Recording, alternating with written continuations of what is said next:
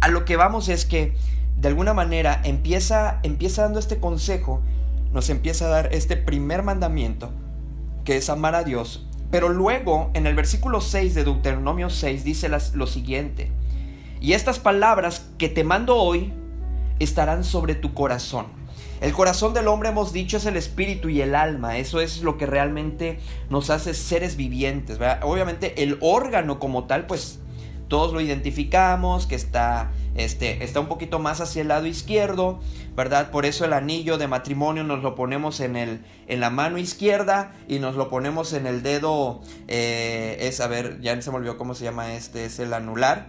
Entonces nos los ponemos en el dedo anular porque también científicamente se ha comprobado que este dedo, digo, y si no aquí está la doctora, si me equivoco o si estoy dando la información no detallada o correcta, pero este dedo de alguna manera va conectado directamente hasta la parte del corazón, ¿verdad? Este dedito de aquí, ¿verdad? Entonces, por ese motivo, nosotros, el anillo, o sea, para que vean que no es nada más de que, pónselo en la mano izquierda y en el dedo, ¿por qué no se lo puso en el meñique? ¿O por qué no se lo pone en el medio? ¿O en el índice? ¿O en el dedo gordo? ¿No? A lo mejor luciría más un anillo porque sería más grandotote si nos lo ponemos en el dedo gordo.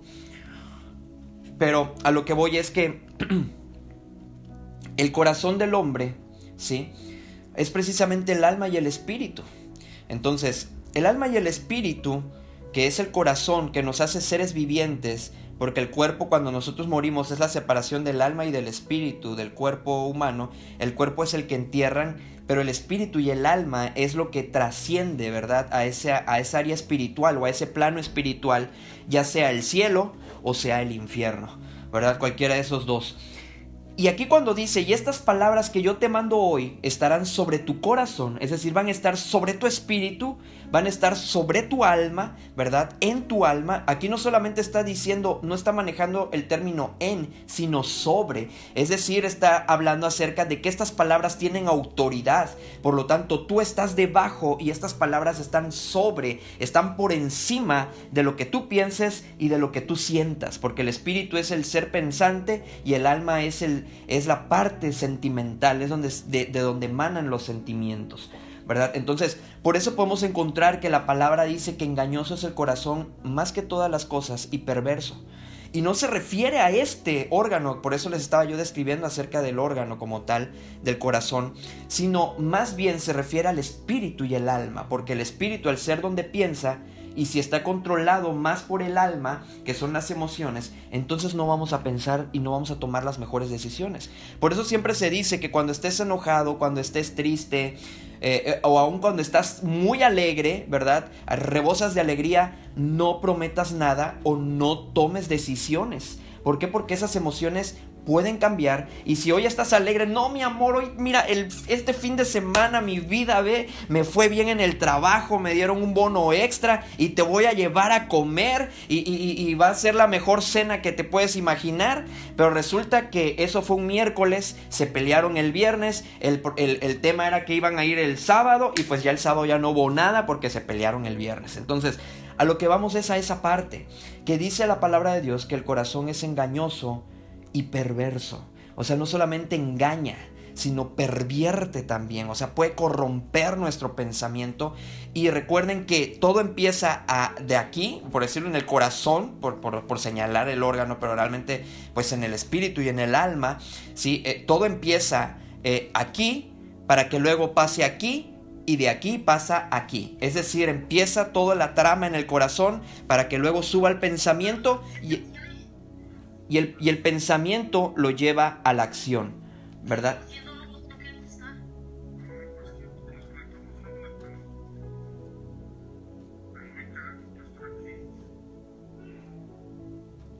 ¿Sí, bueno?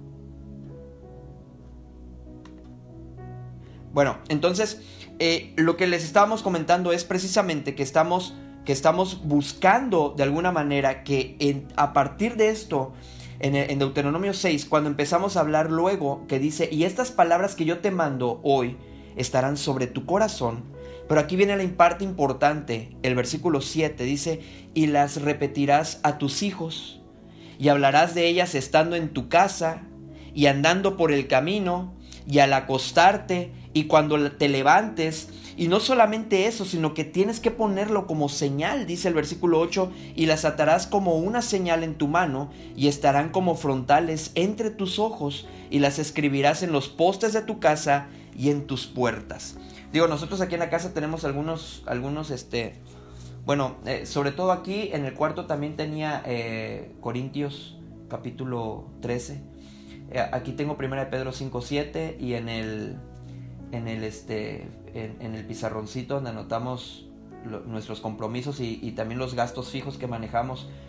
Tenemos Filipenses también, mi Dios pues suplirá todo lo que el texto de conforme a las riquezas que tiene Él en gloria. Entonces a lo que voy es que tenemos que siempre estar llenos de la palabra de Dios. ¿Por qué? Porque cuando estamos llenos de la palabra de Dios, nuestro corazón, nuestro espíritu, nuestra alma van a estar, la palabra de Dios va a estar sobre nuestro corazón. Pero entonces es importante, por eso es que decíamos nosotros la importancia de que en el matrimonio siempre estemos recordando lo que Dios dice acerca de cómo debemos de tratar al esposo, cómo debemos de tratar a la esposa. Pero si no tenemos un cimiento, que es lo que hemos estado haciendo en todo este tiempo, desde que Dios nos permitió estar aquí con ustedes, es precisamente eso, poner esas bases, esos cimientos. ¿Por qué? Porque cuando uno conoce la verdad es más fácil de identificar la mentira. Conociendo la verdad es muy difícil que alguien nos pueda engañar. Conociendo la verdad de Dios, ¿verdad? No mi verdad, no la verdad de ninguno de nosotros, sino la verdad de Dios. Conociendo la verdad de Dios, lo que la palabra de Dios dice, conociendo su palabra, va a ser muy rápido de identificar cuando alguien está trayendo una doctrina extraña o una doctrina diferente, ¿verdad? Ante esto.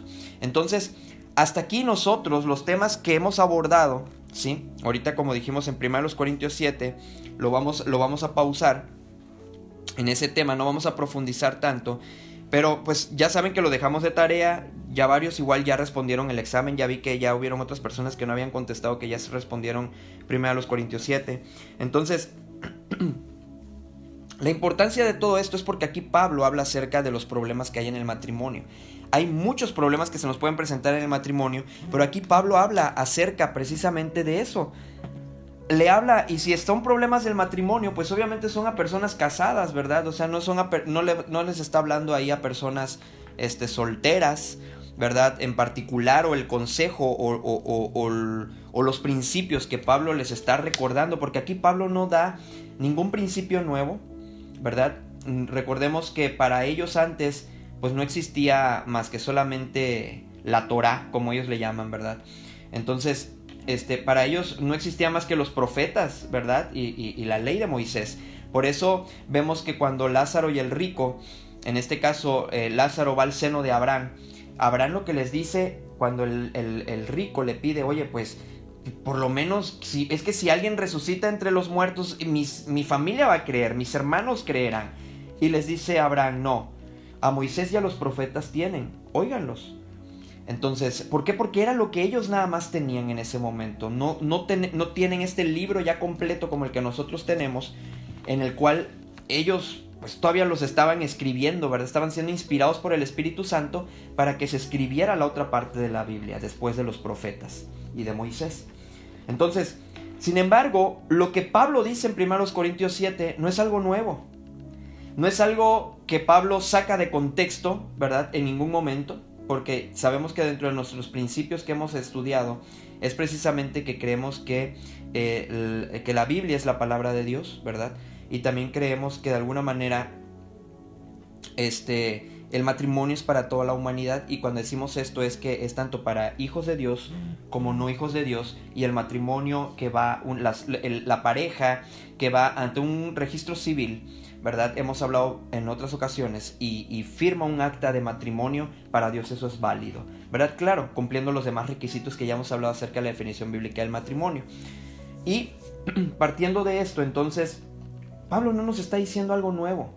Pablo aquí en Corintios 7 no nos está hablando nuevas revelaciones o nuevos principios sobre el matrimonio, sino sencillamente todo el consejo que él está dando está basado en el principio, como el mismo Señor Jesucristo. Recuerden, aún el mismo Señor Jesucristo, siendo Dios, no dio otro consejo, no dio otra cosa más que siempre decía, pero más al principio no fue así. Lo vimos en Mateo 19, en el martes pasado. Entonces, podemos darnos cuenta que la Biblia está lleno de eventos, de sucesos acerca del matrimonio y cómo tratar con estos temas, ¿verdad? Y de igual manera, porque es importante que entendamos que el matrimonio es hasta que la muerte nos separe. Porque cuando llegue el problema a nuestro matrimonio, cuando llegue eso que pensamos que no se va a poder solucionar ya con nada, y digamos, pues como ya no tiene solución esto, me divorcio, me separo, a lo que vamos es que cuando entendemos que solo la muerte puede separarme de esta persona, me puede librar del yugo, que hablábamos el martes pasado también, acerca del yugo, me va a librar de este vínculo que se establece al momento que yo me caso, entonces voy a decir, pues no me va a quedar de otra que sobrellevarla, ¿verdad? No me va a quedar de otra que sobrellevarlo, ni modos. ¿Por qué? Porque si esa persona no quiere cambiar, si esa persona no quiere obedecer a Dios, porque a veces en el matrimonio, pues solamente uno está jalando hacia Dios y el otro, la otra persona como que dice, no, pues a mí, la verdad, pues no, yo siento que no es para mí, eso ya me lo sé, pues ya tenemos tantos años de casados, yo creo que eso pues no es necesario ya para nosotros. Entonces, a lo que vamos es que podemos encontrar en 1 Corintios 7 el consejo de Dios y cómo Pablo antes empieza a hablar acerca de que es mejor que el hombre esté solo, ¿sí? Es decir, ¿por qué? Porque esto nos da a entender entonces que Pablo estaba solo, ¿verdad? O sea, Pablo no estaba casado. Y decía él, ¿saben por qué les digo esto? Dice, porque mira, cuando ya tienes una esposa, o sea, se los estoy, ¿cómo se llama? Resumiendo, ¿verdad? O tratando de parafrasearlo. Pablo aquí está diciendo, miren, es que si tienes una mujer, vas a empezar a tener aflicciones en la carne. Si tienes hijos, cuando llegan los hijos vas a tener aflicciones también en la carne, porque ya es una responsabilidad un hijo, porque ya eso lleva al tema de que pues tu tiempo ya no es solamente tuyo, lo tienes que distribuir entre tu esposa, entre tus hijos, porque ahorita ya no solamente eras hijo antes de casarte de tus padres, sino ahora tú vas a ser papá y vas a fungir también el papel de hijo, ahora vas a fungir el papel de esposo, vas a fungir el papel de esposa, vas a fungir el papel de padre, vas a fungir el papel de proveedor de la casa. Entonces vas a empezar a llenarte de muchas cosas. Dice que no te va a dar el tiempo a lo mejor necesario si tú quieres servir a Dios de tiempo completo, a como yo lo estoy haciendo, ¿no? O diciendo, así como yo estoy sirviendo a Dios, dice, pues yo por eso mejor no me caso, porque ya sé las aflicciones que traen con esto. Y aquí, por esa razón, es que de alguna manera Pablo empieza a aconsejar acerca de los problemas que pueden haber. Pero sin embargo, por lo menos en dos ocasiones, Pablo especifica cuando él está hablando, o sea, cuando él está dando el consejo y cuando es un mandato de Dios, que es una gran diferencia. Una diferencia es en que te estén dando un consejo, ¿verdad? Que tú puedes tomar. Un consejo, pues tú lo tomas o haces oído sordo. Pero un mandato, no debes de hacer eso. Aunque a lo mejor te hagas oído sordo, vas a tener terribles consecuencias si no eres obediente a la voz de Dios. Entonces, por eso, aquí en 1 Corintios capítulo 7, versículo 10, Pablo, cuando él empieza a hablar, dice, oigan, pues miren, esto yo se los digo por vía de concesión, pero no por mandamiento. Como diciendo Pablo, esto es de mi cosecha, ¿no? Lo que el Espíritu Santo a mí me ha revelado, lo que el Espíritu Santo me ha dado a entender, lo que yo escuché del Señor Jesucristo, lo que yo he platicado con los demás apóstoles, con los demás discípulos. Entonces, como que a raíz de todo eso, él dice esto, ¿verdad? Pero empieza diciendo en el versículo 6, mas esto digo por vía de concesión, no por mandamiento, o sea, hace específico Pablo, y decía, y por eso luego dice el versículo 7, quisiera más bien que todos los hombres fuesen como yo, pero cada uno tiene su propio don, de Dios, uno a la verdad de un modo y otro de otro, hablando acerca del don de la continencia, ¿verdad? Por eso luego dice, pues por ese motivo, dice, si tú no tienes el don de la continencia, dice, más vale casarse que estarse quemando. Pero esto se lo dice a los solteros y a las viudas. Fíjense bien en el versículo 8 cómo dice, digo pues a los solteros y a las viudas. Obviamente esto no es una concesión, porque él habla y dice antes, no es un mandamiento, es una concesión. Dice, porque si tú no tienes el don de continencia, pero si estás soltero, pues cásate, porque no tienes el don de la continencia. Si eres viuda y no tienes el don de continencia, cásate. Si eres viudo, cásate. Y dice el versículo 8, digo pues a los solteros y a las viudas, es decir que esto no aplica a los casados, porque pues los casados pues no tenemos que andarnos quemando si estamos en una unión correcta, ¿verdad? Delante de Dios. Dice que bueno les fuera quedarse como yo, el versículo 9, pero si no tienen don de continencia, cásense, pues mejor es casarse que estarse quemando. ¿Por qué les enfoco en esto? Porque hay una postura o una corriente de pensamiento que acepta las segundas nupcias o terceras o cuartas o las que sean, pero por lo regular aceptan a las personas que están vueltas a casar por segunda vez. El primer argumento bíblico, y digo bíblico y entre comillas porque sí utilizan la Biblia pero fuera de contexto y no tienen nada que ver realmente con la aplicación que le dan. Este texto lo usan porque dicen, a ver hermano, mire, es que pues el hermano ya está divorciado, la hermana ya está divorciada. Entonces como ellos ya dos están divorciados, pero pues hermanos, ellos no tienen el don de continencia. Entonces ellos se tienen que volver a casar. Pues qué caso tiene que estén así y lo otro y no tienen... Acuérdense lo que dice la escritura, que es mejor casarse que estarse quemando. Ah, bueno, sí, eso sí lo dice y suena bíblico. Pero ¿a quién se los concede? ¿A quién les da esa concesión Pablo? ¿Verdad? Y no es un mandamiento tampoco. La concesión que le da Pablo dice a los solteros y a las viudas. No a los que ya estuvieron casados, ¿verdad? Y mucho menos, pues obviamente no es para los casados, porque los casados no tienen este problema, ¿verdad? Porque se supone que pues ellos tienen que cumplir, y versículos antes dice el deber conyugal. Y por lo tanto, al estar cumpliendo con el deber conyugal, pues sencillamente, pues esto no aplica, porque no estás infringiendo la ley de Dios. Por eso Pablo dice esto, pero en el versículo 10 habla y dice, pero a los que están unidos en matrimonio, aquí ya no dice es una concesión, es una opción, esto es algo que pues nuevo que les estoy revelando, son nuevos principios que les estoy dando, no.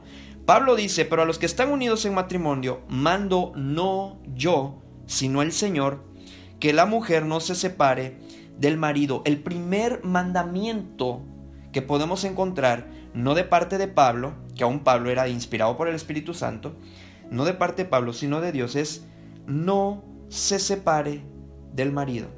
Y aquí hay también otra corriente que habla mucho acerca de la restauración del matrimonio. La restauración del matrimonio. Es que hermano, tenemos que restaurar los matrimonios. Y si ellos vinieron así ya en Dios, y ya vinieron casados por segunda ocasión, y de este mismo Corintios 7 se agarran, porque dicen, porque aquí dice que en el estado en el que fuiste llamado así te quedes. A ver, pero espérate. Está hablando a los casados, está hablando a los solteros. Es decir, si veniste soltero, tienes el don de continencia y así quieres permanecer para con Dios, ese es tu estado, pues así quédate y sirve hacia Dios. Ahora, si ya ni modos, diciendo Pablo, no en otras palabras, porque si ustedes lo presentan y lo leen bien, dice Pablo, bueno, pues ya, si ya estás casado, pues si ya en ese estado civil estás, o sea, si ya estás en ese estado, ya te encuentras en ese estado, ya casado, pues no importa, así en ese estado quédate para con el Señor y sírvele, ¿verdad? Entonces, nunca se está refiriendo a que, bueno, si vienes en adulterio, porque no tiene otro nombre esa condición en la que está viniendo una persona que se está casando por segunda vez, sino es, o sea, no le podemos dar otro nombre a ese pecado o a esa condición de vida que bíblicamente hablando, ¿verdad? Y ya vimos infinidad de veces la definición bíblica de matrimonio. Entonces, Al darnos cuenta nosotros que de alguna manera solo la muerte puede romper el vínculo, y que en el versículo 39 de aquí de Corintios 7 dice: la mujer casada está ligada por la ley mientras su marido vive, pero si su marido muriere, libre es para casarse con quien quiera, con tal que sea en el Señor. Es decir, que mientras su marido vive, mientras su esposo vive, mientras su esposa vive, la persona no puede volver a casarse, porque de hacerlo, recordemos lo que dice Mateo 19, ¿sí? Lo que dice Mateo 19, le dice el Señor Jesucristo, ¿sí? En el versículo 8, les empieza diciendo: les dijo, por la dureza de vuestro corazón Moisés os permitió repudiar a vuestras mujeres, mas al principio no fue así. Y dice el versículo 9, y yo os digo, o sea, él como autoridad, no solamente como maestro en aquel entonces, como un maestro, como la corriente filosófica de Platón, de Aristóteles y de todos estos grandes eruditos, filósofos de aquellos entonces. Algunos tenían contemplados a Jesús solamente así, como su maestro. Entonces, pero no como Dios mismo. Aquí está diciendo Dios mismo encarnado.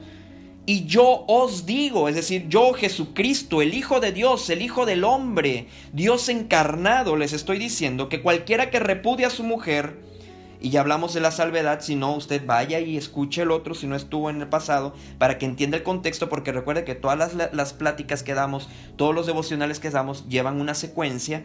Entonces, luego termina diciéndole: salvo por causa de fornicación. Ya hablamos que la salvedad no tiene nada que ver para que te puedas volver a casar, no es un permiso del Señor Jesucristo para que te puedas volver a casar, sino que dice: si tu corazón es tan duro para que puedas perdonar a tu esposo o a tu esposa de fornicación, es decir, de haber adulterado, de haber cometido algún delito sexual, entonces dice, y luego dice: y se casa con otra, adultera, y el que se casa con la repudiada, adultera. Es decir, que en ningún momento la salvedad está dando la libertad de que se vuelva la persona a casar. Entonces, el Señor Jesucristo junto con Pablo obviamente tenían que estar de acuerdo, porque otro de los principios que creemos es que Dios no es un Dios de confusión. Dios no va a confundir ni va a entenebrecer el conocimiento, sino Él es luz. Y dice su palabra que lámpara es a nuestros pies su palabra y lumbrera a nuestro camino. Entonces, si creemos que esa luz es la palabra de Dios a nuestras vidas, entonces no tenemos que decir: es que es un tema, la verdad, controversial, es un tema como que hay que meterse a estudiarlo a profundidad y sí, obviamente sí, tiene uno que meterse a profundidad a estudiarlo, pero no es algo que no sea, o sea, no es algo que sea difícil de entender. Mucha gente que llega a la iglesia sabe que está mal en su condición, porque ya lleva con su segundo matrimonio, su tercer matrimonio, saben que están mal. Pero, ¿qué es la responsabilidad como iglesia la que tenemos? ¿Cuál es la responsabilidad que tenemos ante Dios como iglesia? La responsabilidad que tenemos es que somos columna y baluarte de la verdad. Columna para sostener la verdad de Dios y baluarte para defender la verdad de Dios. Entonces, cuando una persona llega en esta condición a nuestra iglesia, nosotros lo único que tenemos que hacerles es mostrarles lo que dice la Escritura. Y si ellos verdaderamente quieren obedecer a Dios, así como tú y yo, al momento de que dijimos: Señor, yo me entrego a ti porque te amo, te obedezco, te quiero seguir, dejo la borrachera, dejo la brujería, dejo no sé, el tabaquismo, dejo todos los pecados que a lo mejor pudiéramos haber tenido. No los dejamos porque nos obligan. Lo dejamos porque amamos a Dios, porque Dios no nos obliga, y esa es la libertad que tenemos en Cristo. Esa es la verdadera libertad.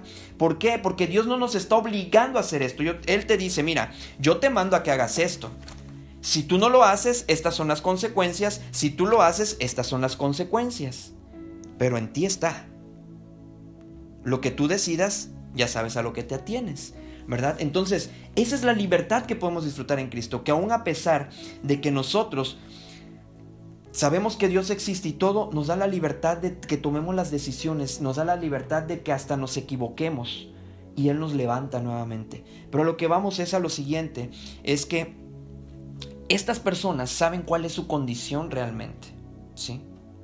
Saben cuál es su condición ante Dios realmente. Entonces, como iglesia, ¿qué es lo que tenemos que hacer? Hablar la verdad de Dios, hablar la verdad de Dios, porque una persona que quiere obedecer a Dios va a abandonar el pecado.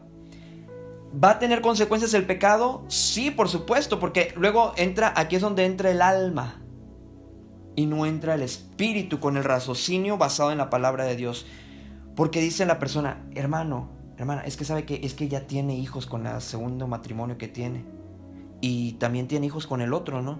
Ah, sí, pero pues, ¿qué van a sentir los hijos que tiene con el segundo matrimonio? Y bueno, ¿y por qué no te preguntas lo mismo que están sintiendo, que sintieron los hijos del primero? ¿Y qué sintió la esposa con la traición? ¿O qué sintió el esposo con la traición? Y que se fuera a vivir con otra persona. ¿Te has preguntado eso? ¿Del primer matrimonio? Ah, no, pero el del segundo sí, no. Ay, ¿cómo le hacemos? Es que la Biblia es esto, y las consecuencias del pecado las van a sufrir, ni modos. Pero aquí, ¿cuál es el consejo de Dios? ¿Y qué es lo que Dios manda en este sentido? Fíjese bien ahora el consejo, y que, bueno, no es el consejo, es un mandato. Dice el versículo 10, pero a los que están unidos en matrimonio, mando no yo, sino el Señor, que la mujer no se separe del marido. Y si ahora, por la dureza del corazón, ya fue demasiado fuerte la situación, o hay demasiada violencia ya doméstica y todo esto, entonces dice, bueno, está bien, sepárese. Pero dice, y si se separa, dice el versículo 11, quédese sin casar. O sea, ese es el segundo mandamiento. Ojo, no es una concesión, no es solamente un consejo, porque aquí dice, mando no yo, sino el Señor. O sea, es un mandato, es una orden acerca de cómo tratar los problemas en el matrimonio. Recuerden que así, sobre esto está hablando Pablo aquí. Por eso dice, el primer mandamiento es no te separes de tu marido, no te separes de tu esposo, no te separes de tu esposa. Y bueno, si ya no pueden, sepárense, pero quédense sin casar. Y la última opción es, o reconcíliese con su marido. No dice, quédate sin casar y te da la opción, y bueno, pero pues es que como no tienes el don de continencia, pues entonces más vale casarse que estarse quemando. No, ¿sí? Para que vayamos entendiendo el contexto, porque este mismo capítulo 7 de Corintios, de aquí se desprenden tantas posturas antibíblicas, realmente. O sea, que no van conforme al principio bíblico de Dios, que es hasta que la muerte los separe. Por eso es lo que yo digo, ¿por qué es un tema controversial si nos basamos a los principios? Si todos creemos que solamente la muerte los puede separar, entonces ¿por qué tolerar y por qué aceptar segundos matrimonios, terceros matrimonios en una iglesia? No olvidemos que Dios viene por una iglesia sin mancha, sin arruga y sin contaminación. Y velar por la doctrina, hacer que la doctrina de Cristo, de los apóstoles, se lleve a cabo, ¿sí? Que era el consejo que Pablo le daba a Timoteo, que Pablo en su momento también le dio a Tito, que nosotros, dice, palabra fiel es esta y digna de ser recibida por todos. Esto enseña, ¿sí? Esto enseña. Entonces, la responsabilidad está en la iglesia de qué es lo que se enseña, qué es lo que se practica, a qué decisiones se llegan para poder aceptar a personas que vienen en estas condiciones dentro de la iglesia. Entonces, eso es de alguna manera lo que tanto ustedes como yo, que somos parte de esta iglesia, que amamos cada uno de nosotros y que sabemos que Dios nos ha puesto aquí con un propósito, ¿verdad? A cada uno de nosotros. Entonces, es nuestra tarea principal, velar por la doctrina, ¿verdad? Que nosotros seamos defensores de la doctrina, de esta que dice, una vez dada a los santos, ¿verdad? Que contendamos ardientemente por la fe una vez dada a los santos. Entonces, no podemos bajar la guardia. Así como Nehemías, que le dijo al pueblo, con una mano tenían la pala y en la otra la espada, porque estaban trabajando, pero con la otra, por si venía el enemigo, a defenderse. Entonces, así es como tenemos que vivir nuestra vida en Cristo, con una mano en la pala, trabajando en la obra de Dios, y con la otra, con la mano en la espada. Y recordemos que este libro es también conocido, o se le da ese simbolismo de una espada. Dice la palabra que esta palabra es como una espada de dos filos, ¿verdad? Y eso es lo importante, que cuando utilizamos esta espada, entonces, cuando utilizamos nosotros esa espada, porque dice Hebreos 4:12, porque la palabra de Dios es viva y eficaz, y más cortante que toda espada de dos filos, y penetra hasta partir el alma. Por eso mucha gente no quiere ya escuchar que le hablen del adulterio. Hay personas que ya no quieren escuchar lo que dice la palabra de Dios, porque precisamente eso es la función y el efecto que provoca en el hombre que está en pecado, que dice que penetra hasta partir su alma, les quebranta las emociones y el espíritu, dice las coyunturas, o sea, la parte que une todos los huesos, toda esta parte, dice que penetra hasta ahí, dice, y los tuétanos, y discierne los pensamientos y las intenciones de corazón. A ese nivel, a esa profundidad llega la palabra de Dios. Y muchas personas dicen, es que es falta de amor, es que cómo va a ser posible, eso es falta de amor, ¿cómo? No es falta de amor. Nuestra tarea no es cambiar al hombre, nuestra tarea no es transformar al hombre, eso nos tiene que quedar en claro, esa es tarea y obra del Espíritu Santo. Nuestra tarea es predicar la verdad. Nuestra tarea es hablar la verdad de Dios al costo que sea. Ese costo puede traer que esa persona se vaya.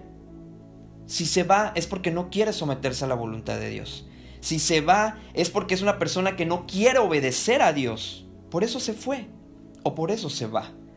Si yo perdí amigos, si perdí personas que un día me abrazaron, me dieron una palmada en la espalda, me llamaron hermano, me dijeron amigo, y después por enseñarles la verdad, por mostrarles la verdad, no mi verdad, sino la verdad de Dios, ahora me dan la espalda, no me la están dando a mí, no se la están dando al que está predicando la verdad, se la dan a Dios.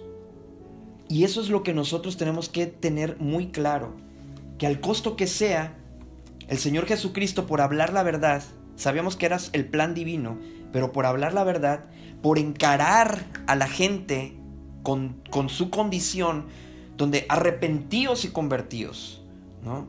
El arrepentimiento es el mensaje central del Evangelio, y para que Cristo venga a morar en nosotros, es precisamente eso, arrepentimiento. Y el arrepentimiento es abandonar el pecado. Por eso dice la Escritura, arrepentíos y convertidos. Es decir, vuélvete de tu mal camino, conviértete, regrésate. Haz lo que la palabra de Dios dice, arrepentíos y convertidos para que sean perdonados vuestros pecados. No es que la sangre de Cristo no tenga el poder suficiente para perdonar, porque Él dice que la sangre de Cristo cubre multitud de pecados, que sin derramamiento de sangres no hay remisión de pecados. La sangre de Cristo tiene poder para perdonar el pecado del adulterio, por supuesto que sí. Dios ama al adúltero, claro que sí también, y ese amor fue tan grande que decidió darse a sí mismo en la cruz del Calvario. Pero no se trata de eso, sino que si esta persona también dice amar a Dios, porque Él nos amó primero, entonces el amor se demuestra. Y el amor se demuestra a Dios obedeciendo, ¿verdad? Entonces eso es de alguna manera lo que nosotros nos debe llevar a esta reflexión, ¿verdad? Digo, lo vimos así como que muy contextual, muy así general, ¿verdad? Digo, quizás no tan general, porque sí especificamos ciertos puntos de los cuales se basan a veces ciertos argumentos para poder aceptar adúlteros, ¿verdad? O personas casadas por segunda ocasión o tercera ocasión. Pero es sencillo, vayámonos al principio. Si solo la muerte los puede separar, si no, entonces cambiamos el principio. Y si cambiamos el principio, pues cambiamos la Biblia. Y aguas con el que cambia la Biblia, ¿verdad? O el que le añade o le quite a la Escritura, ¿verdad? Es algo horrendo lo que le va a esperar.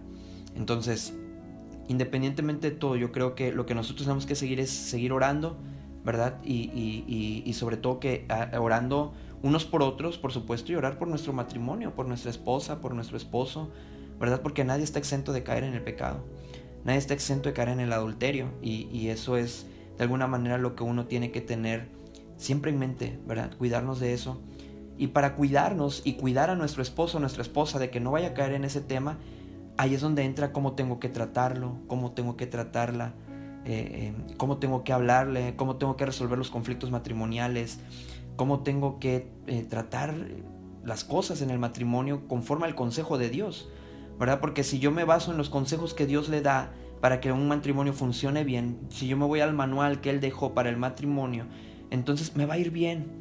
Y no va a haber necesidad de que alguien caiga en adulterio porque pues está siguiendo el consejo de Dios. Por eso ahí mismo en Corintios 7 el consejo que dice Pablo, cumplan con el deber conyugal, ¿verdad? Y si se separan, o sea, si en un momento llegan a ustedes a convenir entre ambos para porque se van a dedicar sosegadamente a la oración, no sé, ayunar o algo que van a clamar a Dios por eso que quieren tanto, entonces dice, bueno, pues está bien, pero le dice, vuelvan nuevamente a ser uno para que no tiente Satanás, ¿verdad? Entonces es la importancia que de alguna manera no nos va a llevar al adulterio si nosotros seguimos el consejo de Dios, ¿verdad? Si amamos a Dios, para empezar, no vamos a querer pecar. No va a estar a lo mejor en nuestra mente, en nuestra carne estará el deseo, pero el Espíritu Santo nos va a frenar para que no hagamos aquello, ¿verdad? Que sabemos que lo puede ofender a Él y que va a contristar al Espíritu de Dios. Entonces, pues bueno, hasta aquí nos vamos a quedar.